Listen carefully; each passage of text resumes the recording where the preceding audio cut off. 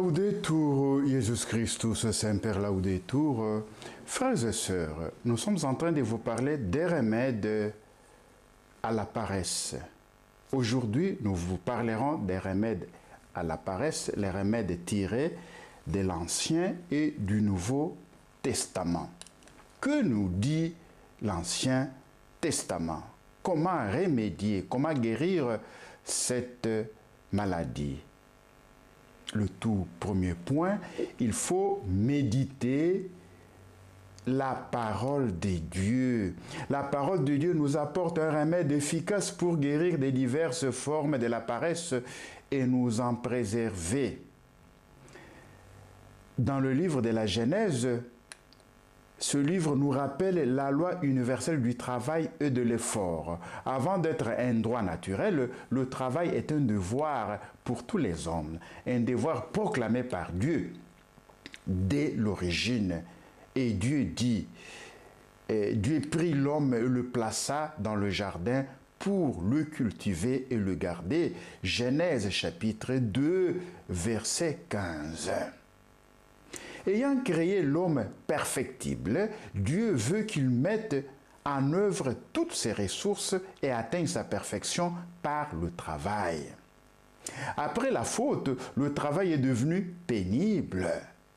Tu te nourriras par un travail pénible tous les jours de ta vie. À la sueur de ton front, tu mangeras ton pain. Genèse chapitre 3 du 17e au 19e verset. La tentation de paresse et de fuir l'effort du travail est consécutive à la faute originelle. Tous les enfants d'Adam et Ève portent en germe la peur de l'effort qui définit la paresse. Voilà pourquoi nous devons tous être vigilants pour que cette peur ne nous domine pas, car elle éloigne tous ceux qu'elle influence de la volonté actuelle de Dieu sur eux. Alors, nous allons maintenant trouver les conseils dans les livres sapientiaux.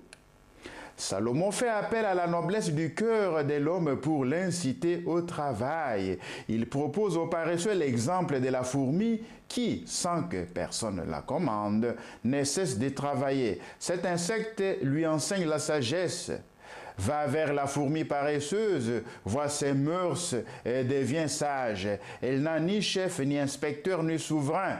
Elle amasse en été sa nourriture et recueille pendant la moisson de quoi manger. Proverbe chapitre 6. Verset 6. On passe spontanément à la fable de la fontaine, la fourmi et la cigale. L'indolence du paresseux qui a la peine de sortir de son lit et qui aspire toujours à se reposer le conduit à la pauvreté et à la disette. Jusqu'à quand, paresseux, seras-tu couché? Quand te lèveras-tu de ton sommeil? Un peu de sommeil, un peu d'assoupissement, croiser un peu les bras pour se reposer. Tel un rôdeur viendront l'indigence et la disette comme un homme d'armes. Proverbe 6, du 9e au 11e verset. La pauvreté est en effet une sanction fréquente de la paresse, bien qu'elle puisse avoir d'autres motifs comme quelques infirmités et l'abus de pouvoir des riches. Salomon décrit le paresseux qui tourne dans son lit comme une porte sur des gants. Son aveuglement consiste à se croire plus sage que ceux qui travaillent. Proverbe 26, 16. Il ne voit pas jusqu'à quel point il est insensé et fils de confusion. Proverbe chapitre 5, Proverbe chapitre 10, verset 5. Salomon compare encore le paresseux à ce qu'il y a de plus méprisable. La paresse lui fait perdre sa dignité en le rendant oisif, lui enseigne tous les vices. Ecclésiaste 22, 2, Ecclésiaste 33, 29. Par ailleurs, elle introduit des grands désordres dans toutes ses affaires. J'ai passé près du champ du paresseux, près de la vigne de l'insensé, et voici, tout était plein d'orties. Les chardons en couvraient la surface et le mur des pierres était écroulé. Proverbe 24 du 30e au 31e verset. Pour Salomon, la paresse s'oppose donc au premier chef à la sagesse. Bien entendu, il ne faut pas prendre ce qu'il en dit au plan matériel. Ces paroles s'appliquent tout autant à la vie spirituelle qui requiert beaucoup de travail sur soi-même et avec la grâce de Dieu, de grands efforts. Parlons maintenant des remèdes dans le Nouveau Testament, des remèdes que nous trouvons dans le Nouveau Testament.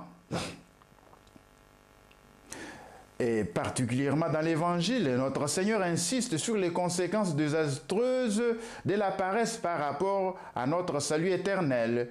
Il se situe principalement, sinon exclusivement, au plan de la vie spirituelle et des efforts que nous devons faire pour produire du fruit. Notre Seigneur Jésus dit, « Tout arbre ne produisant pas de bons fruits sera coupé et jeté au feu. » Matthieu chapitre 3 verset 10. Or, on ne peut pas porter de bons fruits spirituels qu'en étant uni à Jésus, qu'en vivant de sa vie, comme le sarment vit de la vie de la vigne.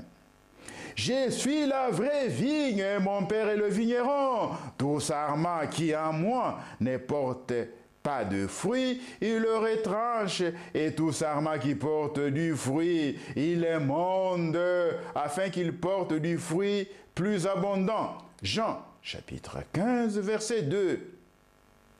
L'union avec Jésus qui résulte de la foi en lui et de son amour est vitale. Sans union constante avec lui, car il s'agit de demeurer en Jésus, nous devenons des branches sèches qui ne sont utiles que pour nourrir le feu. Si quelqu'un ne demeure pas en moi, on les jette dehors comme le sarment et ils sèchent. Et les sarments secs, on les ramasse et on les jette au feu et ils brûlent. Jean, chapitre 15, verset 6. Vous savez très bien que ces feux, c'est l'enfer. C'est le feu de l'enfer. Donc la paresse peut vous conduire facilement en enfer. Voyons maintenant ce que nous dit l'apôtre des gentils, Saint Paul. On peut devenir paresseux pour toutes sortes de motifs, même religieux. Saint Paul blâme ouvertement ceux des Thessaloniciens qui, prétextant le retour imminent du Christ, trouvaient inutile de se livrer au travail. Au nom de notre Seigneur Jésus-Christ, frères, nous vous enjoignons de vous tenir à l'écart de tout frère qui s'abandonne à la paresse sans suivre la tradition que vous avez reçue de nous. Si quelqu'un refuse de travailler, qu'il ne mange pas non plus. 2 Thessaloniciens chapitre 3 verset 6, 10 et 12. Outre à la parole de Dieu, il faut aussi nous mettre à l'écoute de l'enseignement des pères de l'Église pour pouvoir combattre la paresse, pour vaincre la paresse. En effet, la plupart des pères savaient la Sainte Écriture par cœur. Ils la méditaient sans cesse et ont tiré des précieuses leçons de la vie.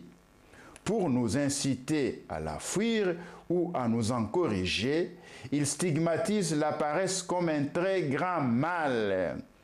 Pour Saint Jean Chrysostome, la paresse altère les forces physiques, qu'elle rend l'âme moins ardente pour le bien, qu'elle l'énerve et l'affaiblit. Il dit encore, « Comprenez mon cher frère combien la paresse est un grand mal. Elle rend difficiles les choses les plus aisées et au contraire l'ardeur à l'activité rendent aisées les choses les plus difficiles. Il en est bien ainsi, car la paresse étant la peur de l'effort, imagine des difficultés là où il n'y en a pas, ou bien elle les perçoit beaucoup plus grandes qu'elles ne les sont en réalité. Le même saint docteur pense que Judas n'a rien gagné du temps passé en compagnie du Christ parce qu'il était négligent et paresseux. Néanmoins, toutes les exhortations et les conseils prodigués, il demeure un traître.